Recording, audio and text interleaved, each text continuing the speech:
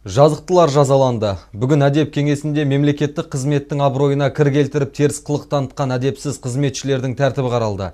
Белгілі болғандай, өңірде қызметтік мансабын пайдаланып айла амалын асырып жүргендер жетерлік екен. Әдеп жөніндегі кеңестің кезекті отырысынан Айша Жақсыберген.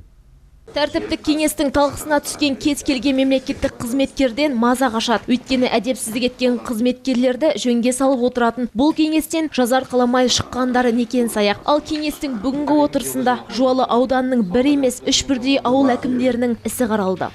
Қызыларық ауылдық округінің әкімі өзінің өкімімен бек қызметкеріне 293.152 теңге мөлшерінде негізсіз қаржылай сыйлық берген. Және Көрінбер ауылдық округінің әкімі Тауғалиев өзінің бір қызметкеріне 16.644 теңге заңсыз сыйлық берген.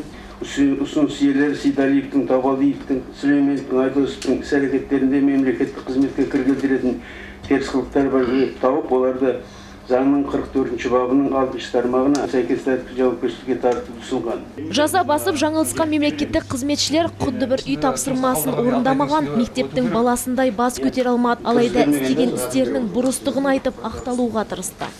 Мынау кішкене балаларға өзіміздің қарамағымызда істеп жүрген нелерге отбасына бір кішкене де болса бір көмек болса екен деп. Биліктің бөкейлері болғандар қараша халықтың емес, қарабастың қамын көп ойлайтын сыңайлы. Күн тәртібінде қаралған екінші мәселе тіптен ерекшеленді.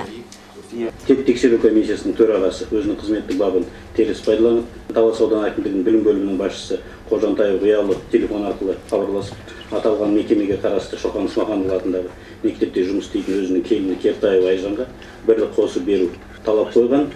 Қожатаев айтқан талабын орындамаған жағдайда оларға шара қолданамын деп қорқытты. Бұрын өзгенің жөнсіз қылығын жіпке тізетін кеңестің бұрынғы мүшесі бұл жолы өзі абайсызда жаза басыпты. Белгілі болғандай Мырза Қасым Байбеков Мырза кодекс талаптарын өрескел бұзған.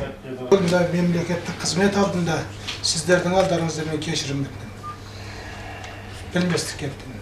Жиында мұнан өзге облыстық сәулет құрылыс басқармасы қызметіндегі сыбайлас жемқорлық қателеріне жүргізілген сыртқы талдау қорытындысы турасы да сөз болды. Ал осы істер бойынша отырыс соңында әдеп жөніндегі кеңес қызметіне толық сәйкес еместігі туралы ескерту түріндегі тәртіптік жаза қолданылсын деген шешім шығарды.